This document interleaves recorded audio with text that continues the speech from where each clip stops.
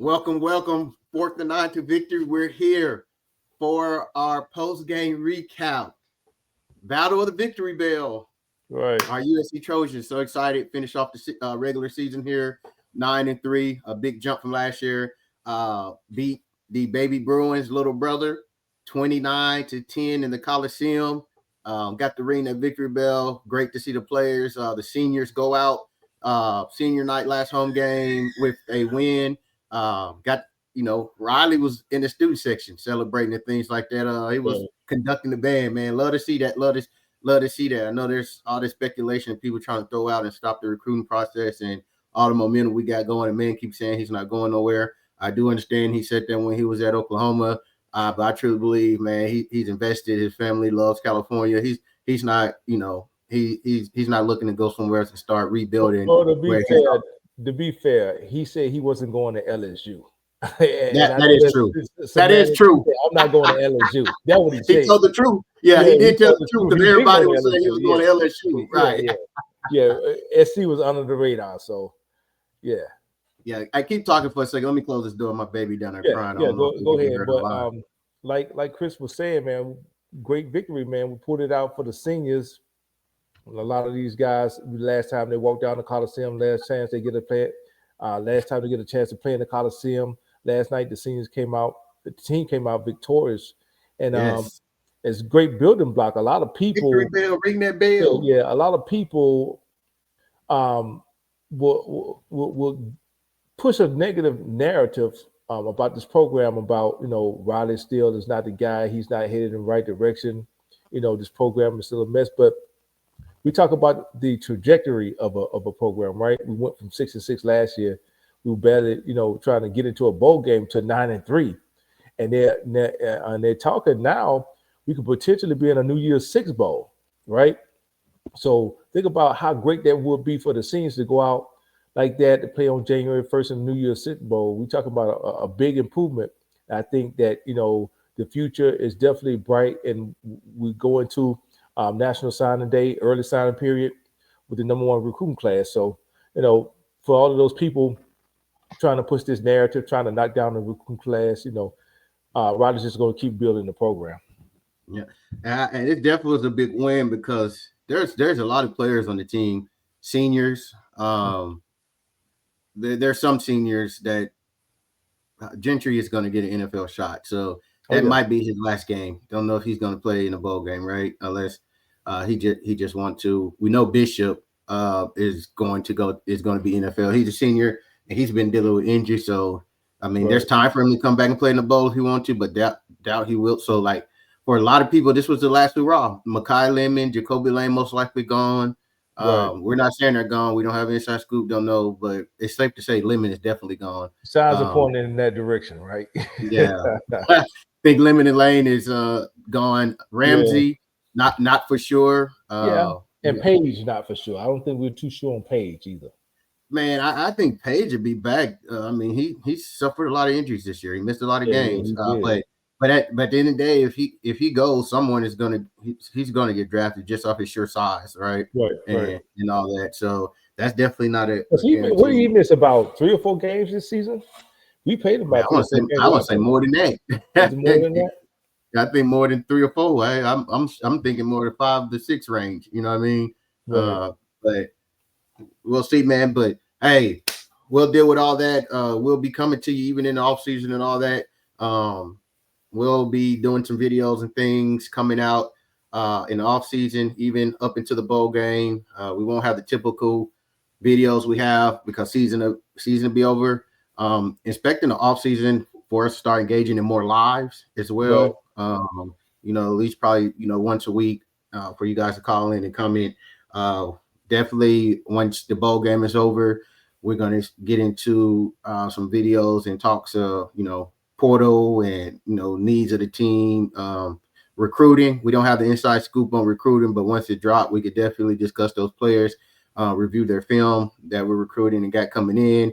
One-stop shop for all things recruiting. Make sure you hit up our boy USCJ. He has the breaking news on that. So any recruiting news you hear us get, most likely 9 out of 10 times I'm gonna say me 10 out of 10 times I got it from USCJ first. Mm-hmm. But once that stuff dropped, we definitely review those players we got coming in, look at some of their film, project if they're a day one starter or if they can contribute, right away. We will put out a post about the 5th. We're still talking about it, National Recruiting Day, Signing Day. So we might go ahead and do a live that day, just talk about the recruits that sign. B, what about you? I think we're keeping this. I don't think we're going to see a lot of last flips, people decommitting from USC. I think this number one class is locked in. Yeah, I think what solidified it was a victory on Saturday, right? We did lose one player. He was a JUCO defensive back, but we're also projected to get a flip. So I think this class is pretty much locked. What was sealed it for, I think, for Bowden and for Raleigh was the fact that they brought in, from what I understand, the entire recruit 2026 class to that Yes, game and last some night, and right? some hopefuls for 27. And some hopefuls for 27. And, So and what what I does that hear, the do? Collie was electric.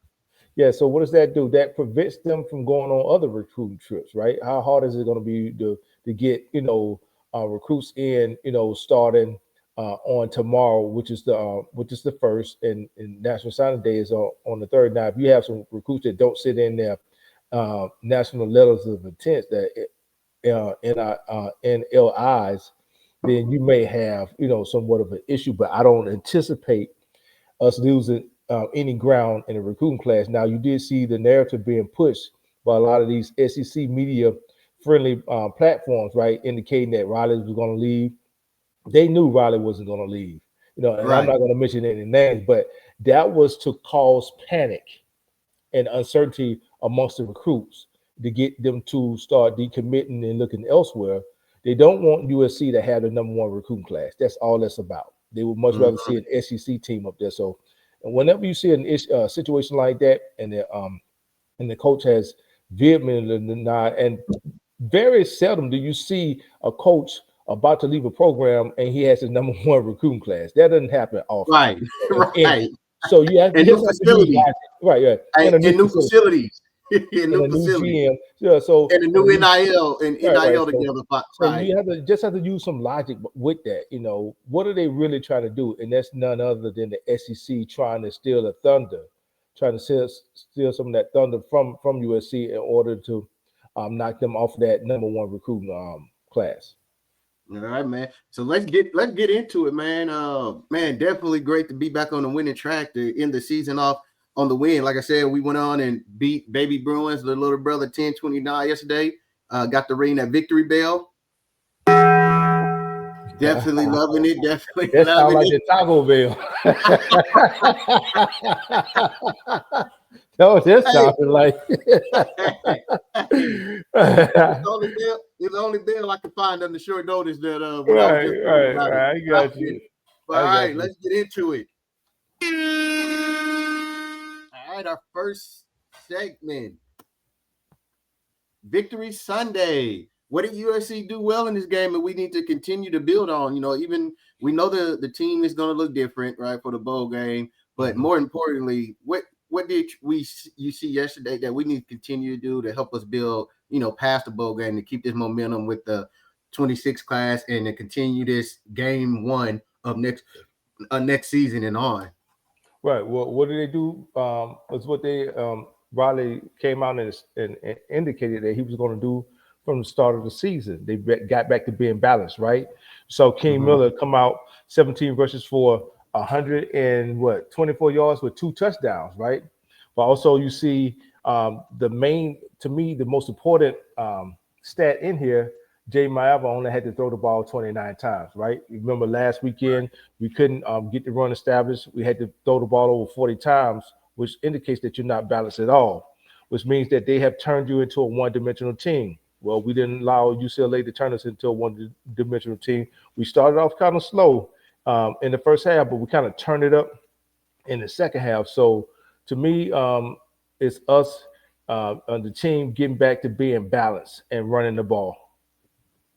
All right. For me, it's the same thing. Is that the offensive line in the second half, the offensive line took over and they started moving some people, opening some holes, and we was able to get balance and run the ball. Right. That was the difference in the first half. Second half. First half, we really couldn't get the run going. We was getting back to that one dimensional, and that's never a good thing. Our offense is clicking when we can be balanced. We have to be able to run the ball. So in the second half, the offensive line move some bodies, run the ball. And here's the thing about it too: people are going to say whatever they want. Either they like Riley or they don't like Riley. I don't have a problem with Riley. I don't dislike him. I'm not here to take up for him as well if he do something or something that I don't agree with. You know what I'm saying? It's not a loyalty thing, but what the man has said every year, right? He has come through with what he said, right? It was that even the run game was not working in the first half, but he still continued to stick to the run in the second half. Right. And we've seen that multiple times this year to where he just didn't abandon the run and go completely air out. He continued to run the ball. He continued to run the ball till it opened up and broke in an attempt to try to stay balanced. So keep doing that, Riley. Keep staying balanced, right? Keep being the man you were. People are upset about the defense and all that. I understand that. But the man said 2 years ago when he brought down Sony and everything we're going to do is going to be from a defensive first mentality. The man went out and hired the best staff that he can, right? Mm-hmm. If you look at the 26 class is mostly filled with what? Defense, right? The interior defensive linemen, cornerbacks, linebackers. They know where the deficiencies is that we have. They know where we need the higher recruits, the talent, and the depth. And he's addressing it. He came in this year, what? Mm-hmm. Going to run the ball. A lot of people you remember you were saying certain positions it's not a premium of need. Like when and people start leaving this time last year, and you was like, calm down. This is what Riley's doing. This is what he got 3 running backs. Everybody, why are we getting 3 running backs? And we gave up Joyner this and this. And what did you say? You said that tells me that Riley's going to be committed to running the ball. Yeah. And that's what we've seen. So the man has everything he said. He has followed up with it. So keep doing that, man. Another thing we need to keep doing, B, is that Victor son, we didn't have no turnovers. Right. That's true. We didn't have any turnovers. And I just want to go back to what you said about the recruiting class and recruiting the high school kids in the trenches and at DB and at linebacker. So he's doing it the right way. If you notice that he's really focusing on the high school recruits, they're going to bring these guys along up through the program, train them, get them up to speed as far as building their strength with strength and conditioning coaches. But what's most importantly is we're not going into the portal for a whole bunch of one-year mercenaries, right? We're not going into the portal. That's no way to build your program. That's only short term, and then someone can get there and not pan out. We've seen some cases where we didn't have much success with the portal. Some of the kids didn't pan out. So I think he's building the program the right way through the high school ranks and filling in the holes with some portal additions. Yeah, but another great thing that we did, like I said, no turnovers. Right. That's big. Offensively, no turnovers, right? And another thing that we did is going to fare well for us, Victory Sunday, is B. I don't know about you, but I'm excited. I seen a lot of the future yesterday. Oh yeah, the young talent was on display. Give us one of your young guys that was on display. Just one. Come on, man. Okay. Because I'm gonna get one. Okay. Well, I just want to give all these players kudos so you can give you the one I'm gonna choose is Jade Abasari. Okay. Right? Okay. Cool. But cool. But on display, we seen Tanuk Hines, we seen Stewart, we seen Jakeem Stewart. Offensively, we seen Hines, we seen forgive me for forgetting your name, number 10, the guy that was a corner that moved to running back. Johnson. We seen Johnson get in and contribute. You know what I'm saying? Man, we were seeing, man, and who I'm trying to remember who number 88 was. Who's 88 on offense that came in and played tight end, played a lot. Is that Matthews? Was that him? I think that was Matthews that actually got in. He didn't have any catches though, did he? Nah. He had a lot of good blocks and stuff. He got a lot of time. Man, we seen Marcelli continue to grow, right? And make big plays and and be locked down and bat ball downs on third down in key situation to get off the field, man. So a lot of the young talent was on display. Before we go to our next segment, go ahead. Who's your young guy you was wanting to? Alex Graham, off of defense. Alex Graham. How did I forget Alex Graham? Right, yes. Right. I was hoping Alex you would Graham. say Alex Graham. Look, that that's a kid that we got to flip from Colorado at the last minute, right? No, he was projected to start the nickel until his injury. Yeah, until he got injured. But you saw just a glimpse yesterday of this kid's ability to tackle in space. To make open field tackles, yes. Yeah, make those open field tackles. And he's going to come downhill, man, and lay that wood. So that's what we need. We need those tough-nosed players on defense that's not afraid to go in there and stick their nose in somebody else's business. So I'm looking forward to next season already. As a matter of fact, I'm looking forward to the bowl game. Yep, because we're going to see even more of the young players get an opportunity. Right, in the bowl game. Offensively, our two star-studded wide receivers didn't start. And remember, I was like, especially the first drive and all that, I was like, man, our young talent out here looking good. Like, we ain't missing a beat. Right. You know what I'm saying? So, and that's the way it's supposed to be. That's the way it's supposed to be. That's what happens when you can start stacking these recruiting classes and you get depth and you get their talent and waiting. That's what the Ohio State has. That's what the Georgias have. That's what all the top 10 teams are having. They we're in the rebuilding stage. They're not they're in the reloading stage, and that's the stage we need to get there. All right, let's look at game stats. We're not going to give grades. We have a video coming out on Tuesday for that. So we just want to look at our top leaders. Let me know if you can see that. And make it a little. Bigger. Yeah, make it a little. All right, that's cool. Yeah, that's good. All right. No Makai Lemon today. So for the quarterback room, Jaden Maiava, 21 for 29, 257 yards and 2 touchdowns. Right. You can't ask for anything better than that, right? Right. Our leading rusher, King Miller, 17 carries, 124 yards. He averaged over 7 yards a carry, 2 touchdowns. His long was for 41.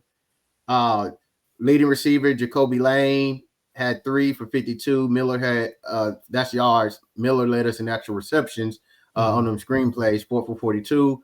Makai Lemon only had 1 catch, but it was for a touchdown. Yeah. Blake McCree had 3 for a touchdown. There's your guy.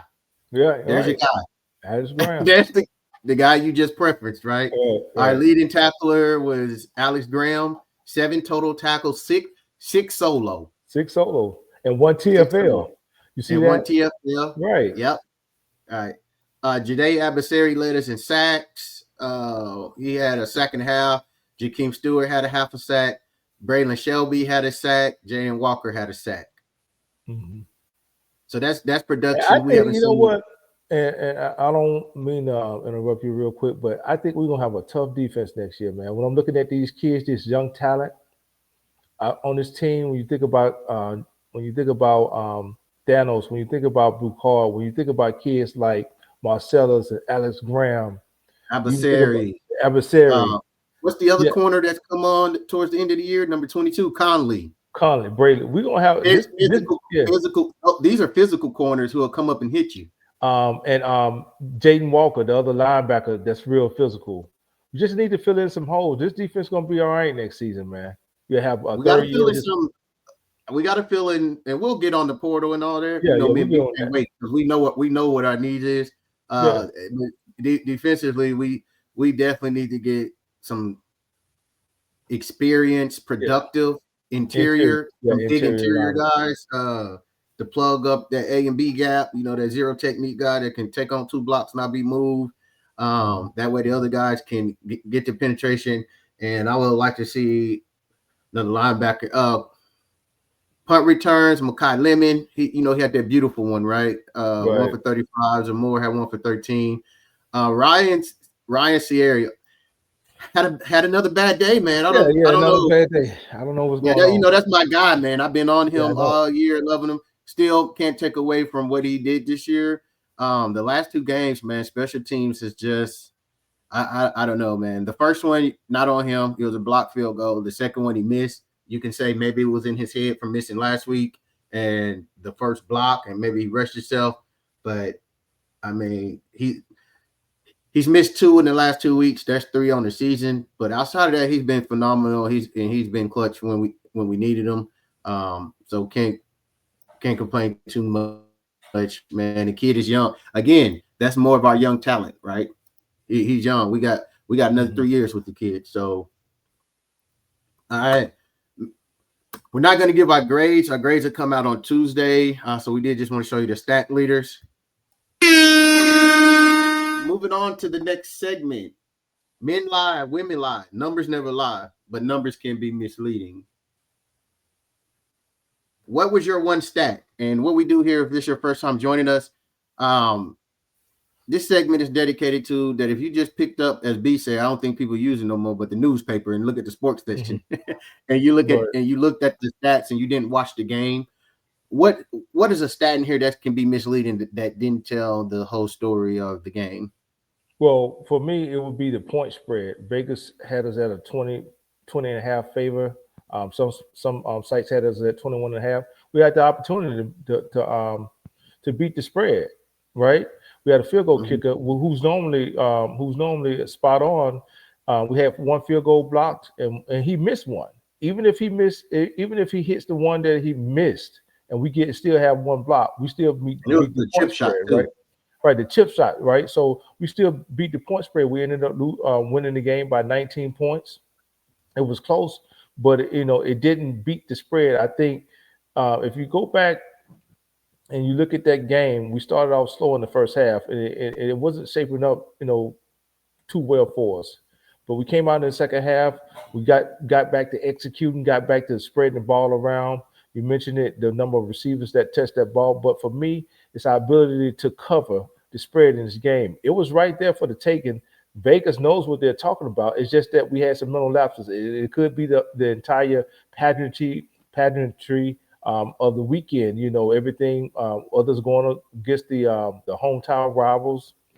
This is a heated matchup, and a lot of times you can lose focus in the celebrations, the pep rallies. You can lose focus, and for me, I would have to say us covering that spread. We definitely could have won this game by 26 points easily, more than 21 points. Yeah.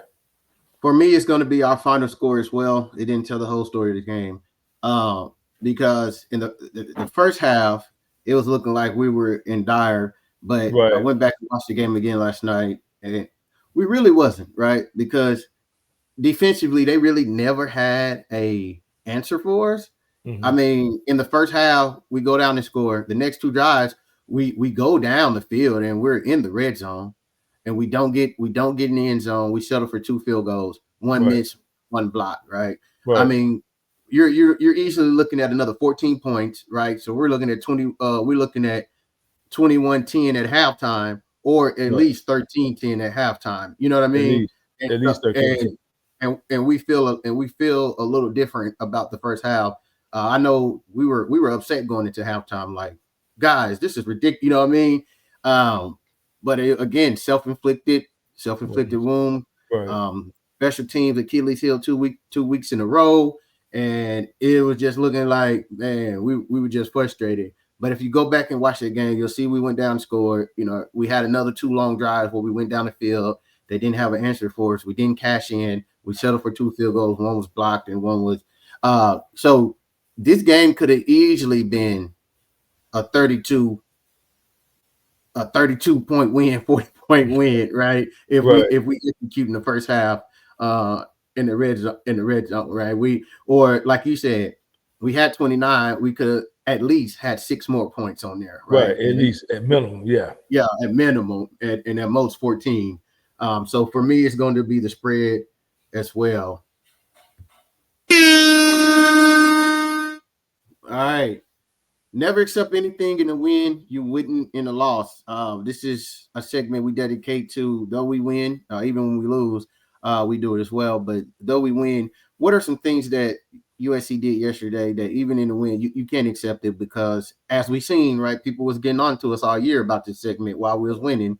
You guys are being picky. You guys are, how about you go try to catch the ball, Nicole? I'm like, well, I have. You must don't know where I play college football at. It's no, but and all this other stuff. And we were simply saying, we just know, even though you win, if you do these things when you play the upper echelon competition and all that, it'll cost you to lose. And we've seen that, and now we don't get those comments no more.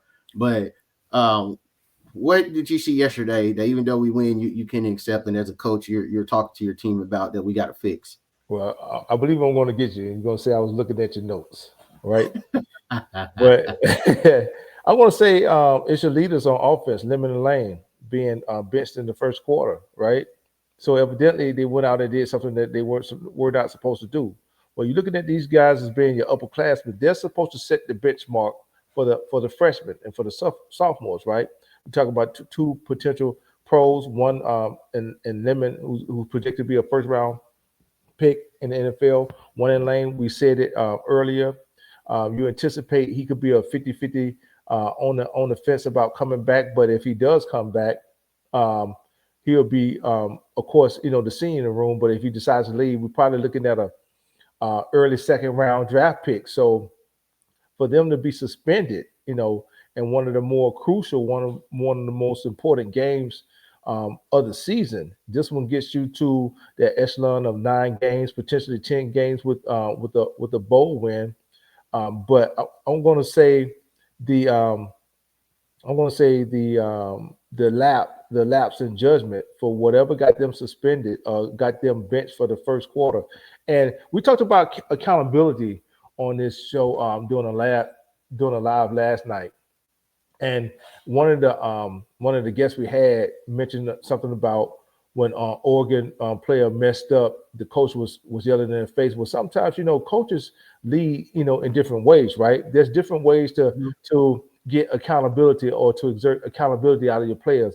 Everybody's not going to be a yeller. Just like we had a coach in Pete Carroll. He wasn't the type to get up in players' face and yell like that. He did it behind closed doors. They handled business behind closed doors. He didn't embarrass the players. Now, when you put that in contrast up against a coach like a Nick Saban, who both coached on the same level in college, he was more so verbal, in your face. So, but they both got the same results, right? Both of them were winners, right? Both of them had winning programs. So it's the amount of accountability that I see, or the start of accountability that I see, that Riley is starting to really get a hold of this program. And if you can bench your star players on an important game like this wasn't a benching against a Missouri State or a benching against a Georgia Southern or even a Purdue, right?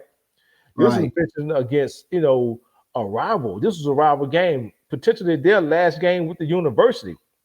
And what happened? You mentioned it earlier in the segment. We had receivers come out, and it's just like, they didn't miss a beat. Marva spread that ball around. He hit Chinook Hines. He hit, Jaden Richardson. He hit Johnson, the other receiver. He hit his tight ends. He didn't miss a beat. So they did come in and, they were effective in the game, especially Mekhi Lemon with the touchdown. But I want to say the things that I wouldn't accept in a win that I wouldn't accept in a loss, and that's holding those receivers accountable. Kudos to Lincoln Riley for doing that. Yeah, I mean, because he could have held one out the first quarter, held one out the second quarter. No, he set the tone of what this program is going to be. We talk about accountability, right? And a lot of things we're trying to figure out is why the defense in the first half look a certain way, in the second half they come out. Could it be they're being held accountable, that they getting chewed out at halftime? We just ain't. They just not doing it in front of everybody. It has to be. And like you said, Lincoln Riley's not the guy that's gonna go yell in your face and in front of everybody. He gonna put it. We seen him do it Miava. We seen him do it like last week at Oregon. I mean, I don't know how people didn't see it. They put it just how they showed Oregon coach yelling. They showed Lincoln Riley go over there, put his arm around Jacoby Lane and talk to him. Right. One thing about leadership, management of anything, job, household, family, you can't talk to everybody the same way. You have to know to know the person and what they respond to. right? Because some people you yell and get in their face like that, they shut down and they're no longer good to you. You know, some you can just put your arm around them, talk to them, you know what I mean? So you have to know your players. Right. So I'm gonna go away from that since you did such a great job on it, and y'all be in my notes. I told you, man. But I'm gonna say what I can't accept in the win is again, I've said it all year. We have to be better in the front seven, especially against the run game. We say it every week. To this point, you know, it is what it is, right? It's who we are defensively. We just poorly at stopping the run. But can't accept it. We definitely have to get that fixed. We definitely have to look into Porter in the offseason for, you know, two big interior guys that's productive, right? We did do it last year. We didn't get the return on investment. Can't stop you from trying again. Gotta get it done. The other thing is that special teams play again. Special teams play. Can't accept it, right?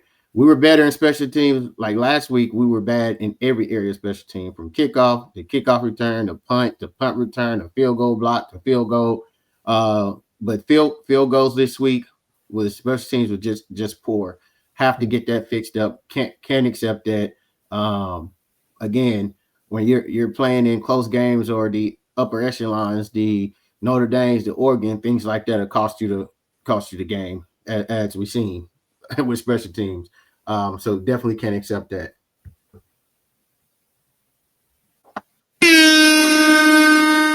All right, moving on to the next segment. What was your fight on play of the game?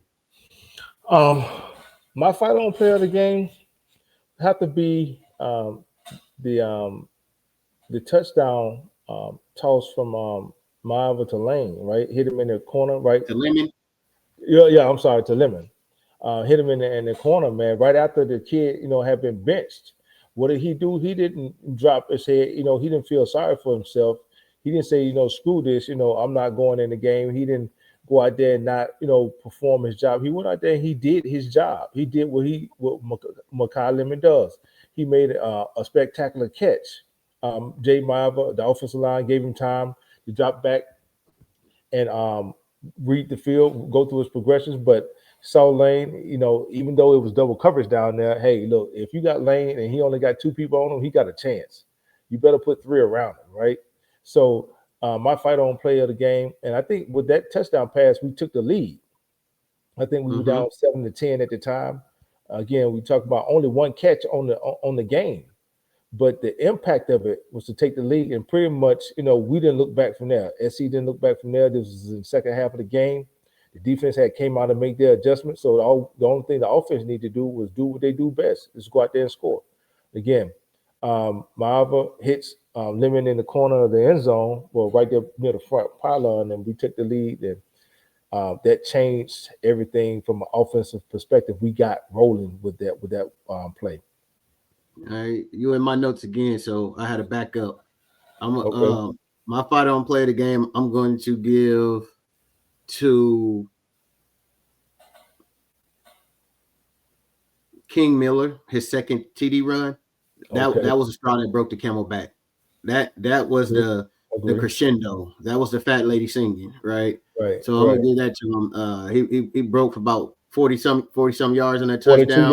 42 yards. Yeah. Yeah. At that point, the game was still. I'm not gonna say it was in doubt, but UCLA was still in striking distance. Right. He still had some type of belief, and when he broke that long run, scored that touchdown, that was the final crescendo. So I'm gonna give the fight on play of the game to King Miller. My partner, he gave the fight on play of the game to Makai Lemon. Right. Congratulations, guys. All right. Moving on to the next segment. Trojan horse impact. Well, I'm missing one. So we're not on the impact. We're on the game-changing play. So I don't know what happened to my slide. So we're going to go with the Trojan horse impact play of the game. So what play in this game that totally changed the trajectory of the game, that impacted this game big? Well, I thought this was the one we just covered. No, we did the fight on play of the game. Okay, The okay. fight on. For me, it's for me, I want to say probably the punt return from Makai Lemon. Mm, The punt return from Makai Lemon. Again, second half, um, we had some success on defense. He gets the ball, of course, takes it around the left hand side, gets about 35 um, yards on that return.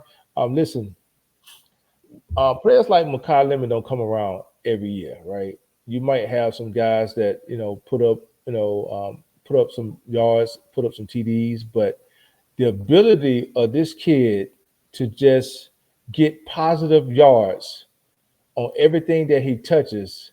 I haven't seen this really within this program probably since Amon St. Brown, right? Kind of put you in the mind of Amon St. Brown. But Makai Lemon is a special player. He's definitely going to be missed at the university. I believe he's headed out to the league, as he should. I don't think that when you're a player of his caliber, you take that risk and stay around another year, even though they might offer you some more money in the NIL. As you can see, we got other talent coming up behind him, and the most important recruiting pitch that you can give to a young kid coming out of high school is look who we're putting in the league. So sometimes it's best to not to hang on to these kids, to let them go on off to the NFL, because they're going to be your recruiting. It's going to be your recruiting pitch. A lot of times you don't have to say much when you got the results in the league, right? When we talk about the likes of a Drake London, the likes of a Michael Pittman, Amon St. Brown, I just mentioned him, Juju Smith-Schuster, who I think got 2 Super Bowl rings now. I think he got so. 2 Yeah. with the Chiefs, right? When you talk about those impact receivers that were at USC, and now you got one headed into the league, and Makai Lemon, who's projected to be first round. You don't hold those kids in the program for another year. You let them go on. You let them be great, because that's going to be your recruiting pitch right there. Hey, look, we got another one headed to the first round. You might want to consider USC. We got the quarterback to throw it to you. You're going to catch these passes. You're going to become great. And I think we got another one coming up right behind him and Tanook Hines.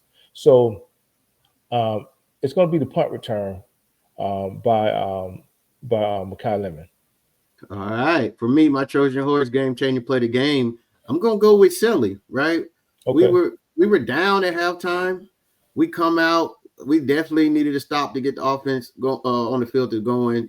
Defense was having his normal issues in the first half, and he comes out in the third down. He makes a great play to bat the ball away from the defender, and that stop is what got us going, got us the momentum back, and we never turned around from there. So I'm going because we needed it, right? Because we were like, man, they get the ball back at halftime. You know what I'm saying? Hey, we looking at this defense reeling in the first half. We like, man, they come out and score. This game is going to be a lot more difficult than it needed to be. The defense was able to get it stopped. Shelley was able to make a good play. And to me, that changed the whole trajectory of the game, coming out, getting those, getting that 3 and out. So I'm going to go with Marcellus. So kudos to Shelley. And again, I think Lemon got all your plays of the game. And yeah, he did. Shout out to our boy Lemon. Congratulations, fellas. All right. Moving right along.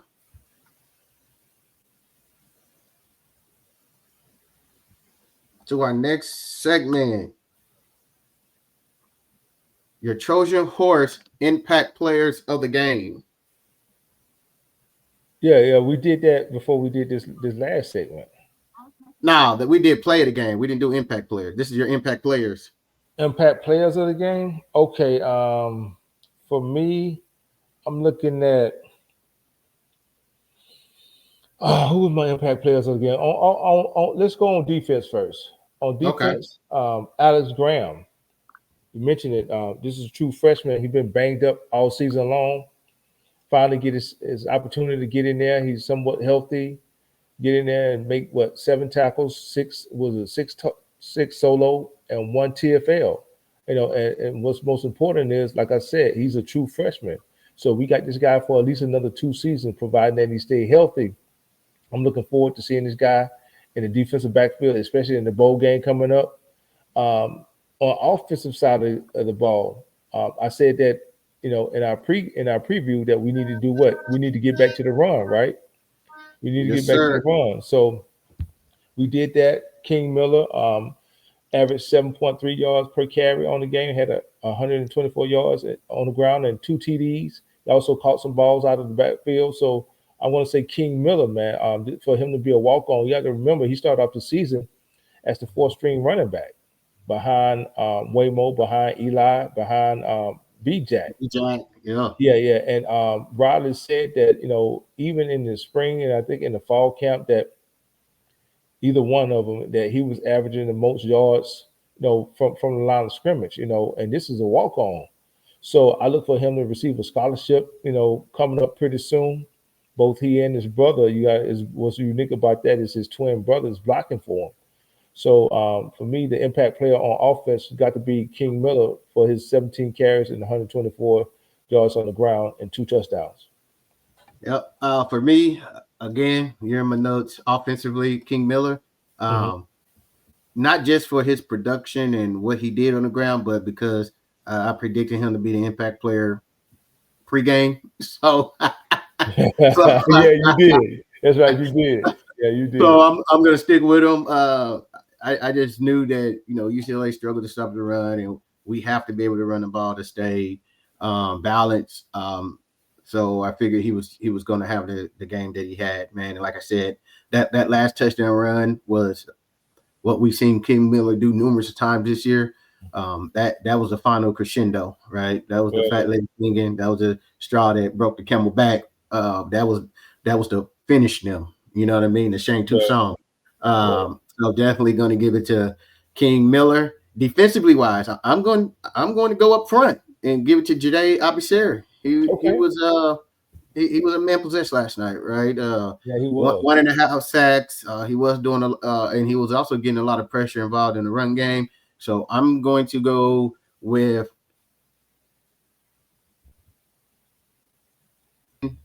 Jade Abisari and King Miller for our Trojan horse impact players of the game offensively and defensively. All right. Moving right along.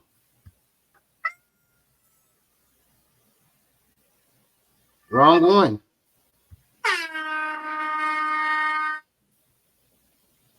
First down. It is that time, right? This is what we do, our down segment. right. How important was this win against little brother, the baby Bruins? How important was this win for the program? Man, it was very important. Even though we fell short of our ultimate goal, of the team's ultimate goal, which I believe their ultimate goal was to make the college football playoffs for the first time in school and program history. Sounds kind of odd coming from a school like a program like USC, right? If they lose this game, we talk about an impact potentially on the bowl game, which I think we have the opportunity to get into a New Year's Six bowl.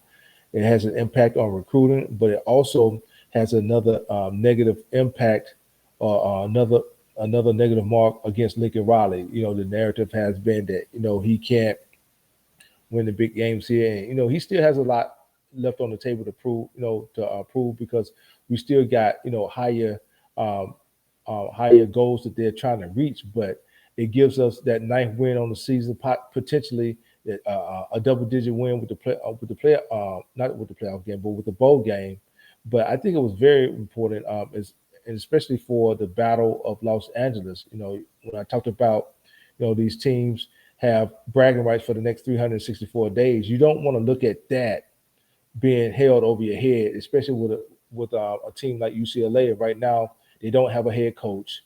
The quarterback is not really that good. They don't have a good offense, and to lose to them at home, the fallback, the pushback from that could have been detrimental to Riley's not only Riley's career, but to the team and the season as a whole. So I want to say it was just as important as winning those road games.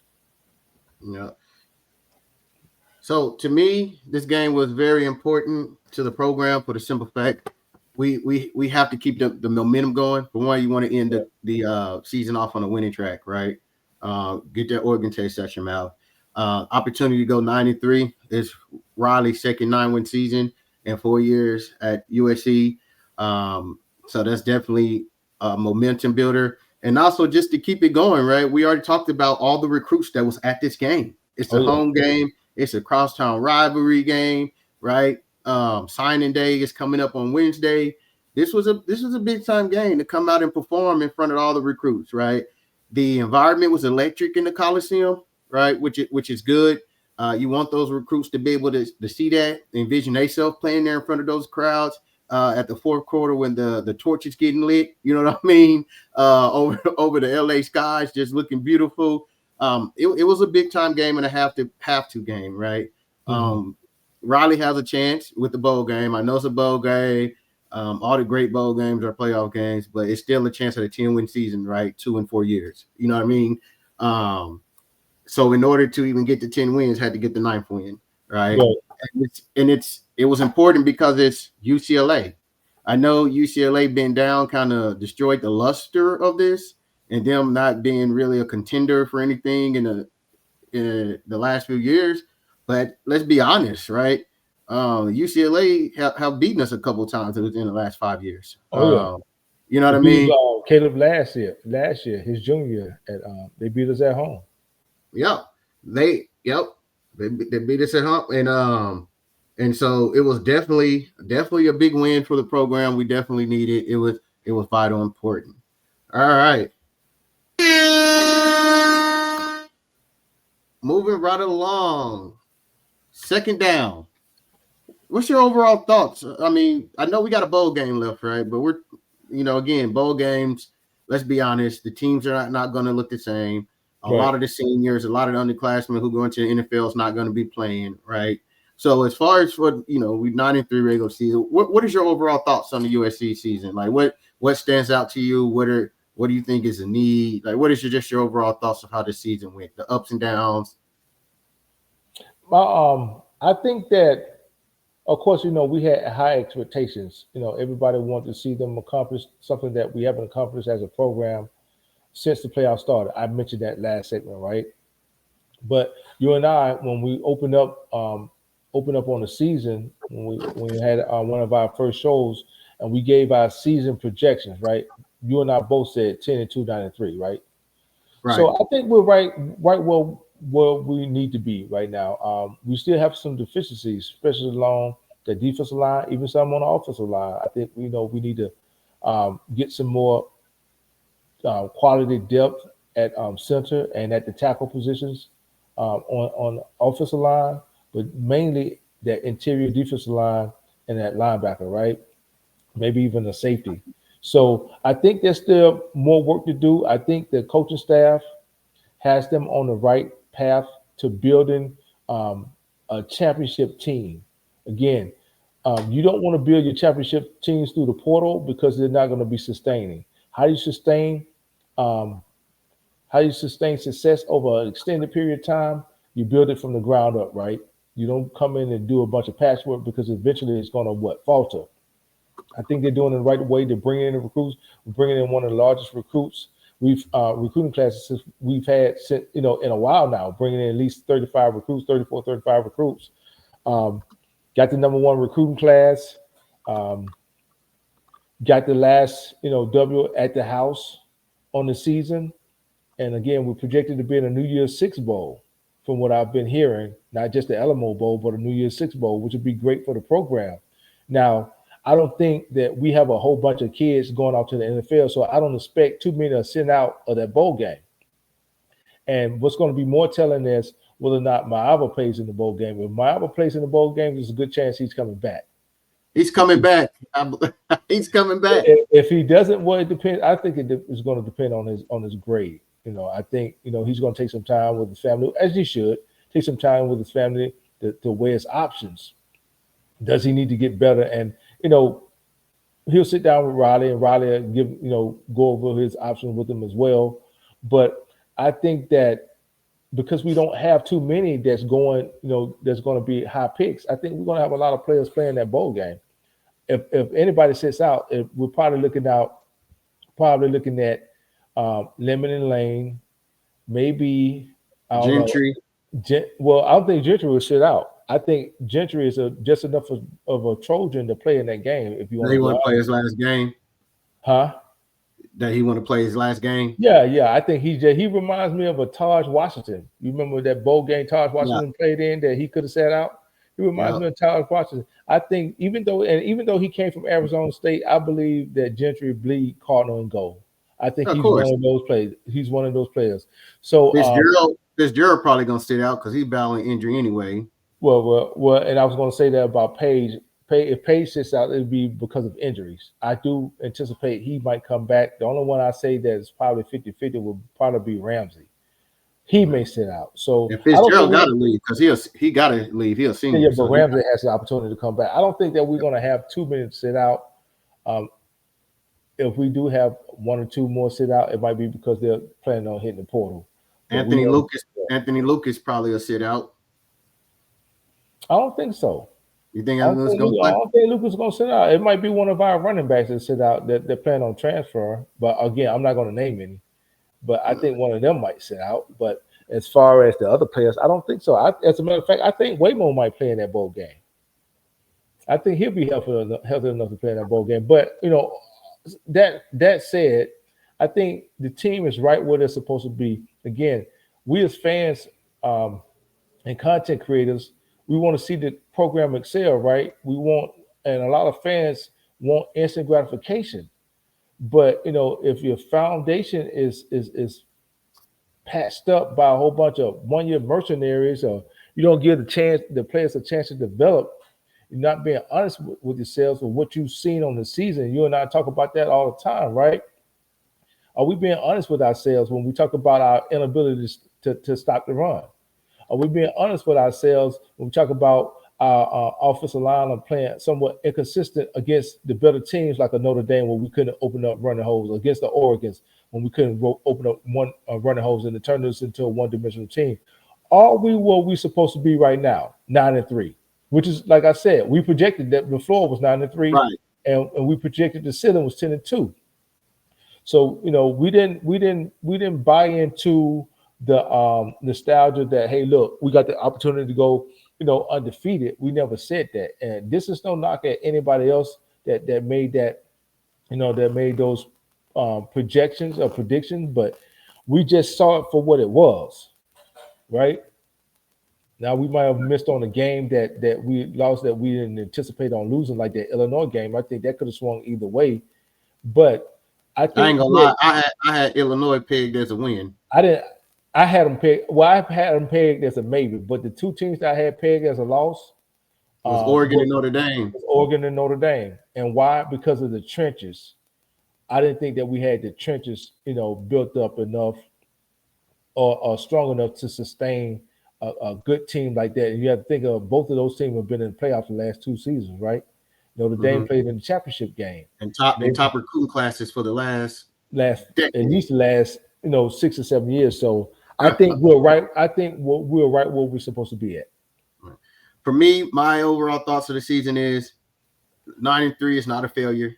Like B said, yes, we wanted to make the playoffs, but going into it, we said ceiling 10-2, floor 9-3. Right. We knew it was going to come down to Illinois, Oregon, Nebraska, Notre Dame. Those 4 away games. Those are 4 tough away games, and we were saying if we can somehow find a way to go 2-2 in those games, we'll be 10-2. Unfortunately, we went 1-3 in those road games. Right? We came up one short. But kudos to the team. When you look at that formula that we said, they succeeded on the other half of it, which was we said, win all your home games. You win all your home games. Right. You win all your home games, go 2-2 on the road. That'll get you to 10-2. Undefeated at home this year. That's a plus. In a program that's building and getting where you need to go, one of the first things you got to do is what? You always say what? Protect home. Yeah, protect home. Yeah. And they protected home, right? And they went 9-3. Again, I don't know another team in the country finished 9-3 or even with 4 losses that had the amount of injuries that we had this year. Oh yeah. So my overall thoughts of the season that this team battled, man. People say they're not mentally tough, they're not physically tough. I mean, how many mixing matches on the offensive line we had? Both centers got hurt. Yeah, both of them. Tackles got hurt. Jacoby Lane was hurt. We came into the season with what? Our starting nickel out for the season, right? And starting corner. Yep. Then our corner, Chasen Johnson, then he goes out. I mean, then our 2 safeties, our 2 NFL starting safeties go out. Right. We battled a ton of injuries at a lot of key positions, and we still went 9-3. USC fans, don't sleep on that. Yeah. That shows a lot of resilience. It also shows what because we say we don't have depth. We have the depth at certain positions. It showed itself this year. The talented depth. You know what I mean? It manifested itself in a lot of positions because we had a lot of injuries, right? We just need to get that. We need to get that depth and none fall off within the interior of the defensive line and at the linebacker position. You know, my other thoughts on the season, like you said, we have deficiencies. We know what it is. We've seen it. We've talked about it all year, right? The things we'll get more in depth in this later as we start seeing who's available out there for the portal and all that and do videos. But we know we're building through high school, but we know what we need to supplement in the portal, right? We need 300-pound productive guys, right? We don't need people who've been sitting on the bench or hasn't had productivity at their last school. Like we need some productive interior guys to plug up that middle. We can use some linebackers, and then we also John Reed is going to be going to the NFL draft. We'll see if he get drafted. I don't know what his grade is, but he's a senior. So we left with Kill Switch, who is good, but as we've seen, Kill Switch got hurt twice this year, so he's injury prone. We're gonna have to bring in another. We're gonna have to bring in another Gianna Reed, another experienced center, right? We need at least 2. We need at least two. I think we can get away with 1 again because what's the name? We said last season, remember? And what happened? I said it. I'm saying it again. You better get your these centers. But we made it through the season with we both made it through the season. We made it through the season. So I will say bring in 1 and spend the rest of that on interior defensive line linebackers and a safety. I'm not sure what Page is going to do. We might need to, you know, the good thing about our offensive line is that our offensive line was very young this year, so you know everybody can come back, and they play well for the most part. It was only 2 games they really didn't show up in, and that was Notre Dame and Oregon. So we know our deficiencies, we know what we need, and I trust that the coaching staff going to address it to the best of their ability. They tried to last year, right? They went and got an offensive lineman. They need to do better on that, right? No way you should know somebody don't have eligibility, but that's still a crazy story. They brought in some defensive linemen, it just didn't pan out. We didn't get the return on investments, not what we thought. But you can't not try again. You have to go get that to supplement. But the overall thoughts of the season, to me, this is a successful season. It's a luncheon pad season, right? This team has grown leaps and bounds from last year. A lot of games we were in, especially on the road. Last year, we would have lost these games. I think my overall thoughts on the season is that our quarterback made a difference this year. Right, that's true. Jaden Marvel was a big difference, right? And you've been on record saying it. So, I mean, you said it, so I don't feel wrong for saying it. And I agree that if Jaden Marvel starts last year, we got 3 or 4 more wins last year. Easily. Like Minnesota, Maryland, those games where we. Yeah, what I said was Moss won a job with that Louisville win in the bowl game, but he bought himself some time with that LSU win. You understand what I'm saying? So Riley knew he didn't fit the scheme, the RPO scheme. You're taking away one element of it, the ability to do what? Run, right? His ability to run. So it's like fitting a round peg into a square. A square peg into a round hole. It didn't fit. So while he bought himself some time from the fan base, Miller Moss had been at the program for a while. And again, this is no knock on Miller Moss. I'm just talking about, what I observed. He had been at the program for a while. He was a fan favorite, and he beat a SEC team. That bought him some time. Riley couldn't justify putting him on the bench or not starting him, even after he had lost that game to Michigan at home. You had to give him some more time. So unfortunately, it costed us about 3 or 4 games. All right.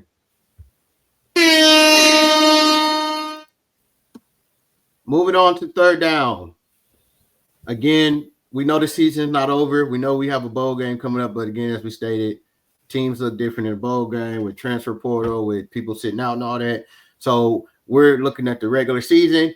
Offensive MVP for the regular season, man. It's on you. It's on you first. It's tough. It's tough. It is. Well, who's the offensive MVP? Go ahead. There's 3 people I want to give it to, right? No, but you can only give it to one. Yeah, I know. That's what I'm saying, but it's tough. And it's tough. And no knock against King Miller, no knock against Makai Lemon, but the jump that Jaden Mava took this year, top quarterback in the country, in the nation. I mean, his ability to lead the team, all the things we said we wanted to see in all season. We've always believed in Jaden Mava. We were saying it last year, right? My biggest thing last year, I was saying, well, he's 2 decisions away from being a Heisman contender, right? He has everything. Right. And we seen it this year. We seen him run the ball. We've seen him, throw the ball. Even in the games where you look at his interceptions. This year he didn't lose any fumbles. Right. You look at his interceptions. Most of his interceptions came in the same games. I heard Marco on USC J show last night. Yeah. Talking about since the whatever game he had 12 touchdowns, 8 interceptions. But what he wasn't thinking about was that, I mean, look at it. He had what, 2 against Oregon, 2 against Notre Dame. Both games we couldn't run the ball. We asked him to throw the ball 40 times. Any quarterback in the country throw the ball 40 some times, you're liable to get 2 interceptions. Right. And don't forget the Notre Dame game, their second interception was just a prayer. We were down 10 points, right, with under a minute just to try to get something going, right? So the games in which he had, the interceptions, and he had like 3 games where he threw 2. And those are the games where we couldn't run the ball. We were asking him to throw 40 and 50 times, right? The kid has played outstanding this year. He's a top quarterback in the country. He's number 1 in QBR. He's top 3 in every other, scenario. He can have more yards. You got to remember the first 2 or 3 games of the season, he only played the first half. Yeah. He only played the first half, right? And so I'm going to give my offensive because I feel like you was going to go with one of the other 2 anyway. You took mine this time. Oh, yeah. So I went with Jaden Mava because I thought you was going to either go Makai or King Miller. All of them are deserving, but I'm gonna go with Jaden Mava. Okay, for me, I had to switch mine to King Miller since you took Jaden Mava. But going back to Jaden Mava, and as well as I know, we've had this conversation numerous amounts of times on the channel. We had this conversation on other channels. I saw it in this kid a long time ago. I saw it in this kid. I was like, no. When other people were saying, well, just give him some packages or whatever. I'm like, no, he needs to be the starter. Right. He needs to be started right now. Start that kid. Forget the packages. Start him. I saw flashes of him at UNLV. That's why I was saying that. I was like, he kind of puts you in the mind of a Sam Darnold, and with Riley's tutelage, he could be one of the top quarterbacks in the nation. And the way Sam Darnold finished off his career at SC, he became one of the top quarterbacks in the country. But for me, it's going to be King Miller. Remember, our two top running backs went down in the same game against Michigan, right? Right. And B-Jack was out with turf toe, which I said in a live, I'd rather have a rolled ankle than have turf toe. Sometimes, because that's how you stop. You need to toe to stop. Right, and you talking about something that's painful. So King Miller stepped right on in. Nobody had really, seen this kid because you can't watch the practices. B. Jones, shout out to B. Jones. He was the first one to mention that kid, though, right? Very first one to mention him. Then USCJ kind of like put him on, brought him up on his show. Jay has that bigger platform, so he was able to reach more fans. But this kid King Miller, man, averaging over 7 yards a carry, he was there when we needed him. Without King Miller, I don't know what our run game would be on the season, because behind him, who you got? You got two true freshmen, and really one of them was banged up until this past game. I think Riley Wormley did get some carries, get some touches in this game. He got some clock, but without King Miller, man, I don't know what his run. I don't know. We would have been a one-dimensional team without King Miller. So I want to say my offensive season. So check this out about Nick. Yeah, I was gonna say check this out about King Miller. 1, 2, 3. He came in midway, right? The Michigan game, which was the 5th game of the season. So he actually started 1, 2, 3, 4. He's actually started six and a half games. But he has 873. He has more rush yards than most of people who've been starting all year. Yeah. He did get some rush yards against Missouri State and against Georgia Southern. And so he had 4 carries. He had 4 carries against Missouri State, right, for 80 yards. Against Georgia Southern, he had 3 carries for 55 yards. Purdue, he had 4 carries for 17. Illinois, he didn't get any carries. Okay, so you're talking about a back special. So I mean, it's not. That's what I'm saying. This kid has started 6.5 games and now and he has 873 yards, which is amazing. With the bowl game, if he gets 27 yards, he'll have 1,000 yards. Riley's going to have a good 1,000 yards. 1,000 yards with starting half. Right. Riley's going to have a good problem on his hands next season. We talk about bringing back a healthy Waymo. In my opinion, with the new strength and conditioning coach with some more experience, which he'll get some more reps and practice in the bowl game, starting off next season, man. King Miller, we talking about, in my opinion, going to be the starting running back. And this is no disrespect to Waymo. There's no disrespect to any other running backs that we got coming in, which I think we might lose 1 or 2 in the transfer portal, but any that's on the team right now. But this kid right here, King Miller, is special. So for me, it's going to be King Miller. Yeah, I think we're going to have the 1-2 punch, like what we've seen with Waymo and Eli Sanders. Yeah. We're going to see with Miller and Waymo, that same 1-2, and you're going to need it, right? Yeah, you definitely need it. We've seen it in the Oregon game, when you have to carry the ball like that, it looked, even yesterday, it kind of looked like King Miller didn't have that same burst, like the wear and tear of the season is on him. Because he's been the bell cow. Like, we haven't had anybody else. We've been having to give him the ball every game since he's been in. So you're gonna need that 1-2 punch. And what happens with that, Chris, is he just has to condition himself. You have to remember, this kid hadn't played that type of football on this level, up until, like you said, almost midway through the season. So he wasn't conditioned to carry the rock that many times. I understand that, but even when he get conditioned, the wear and tear of a season, right? Like, we were asking him we were giving him the ball every time we ran the ball since he's been in, right? Because outside of maybe 1 or 2 plays because of B-Jack turf injury, it takes taking that punishment takes a wear and tear to us. So we're gonna need both those running backs. Expect to see both of them.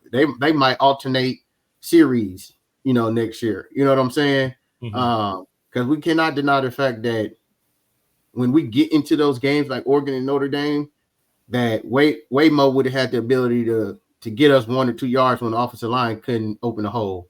He has that elusiveness. He's able to get his own yards. So we're going to need both of them. We're going to have a good 1-2 punch.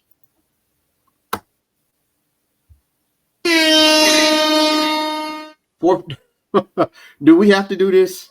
Yeah, we got to do it.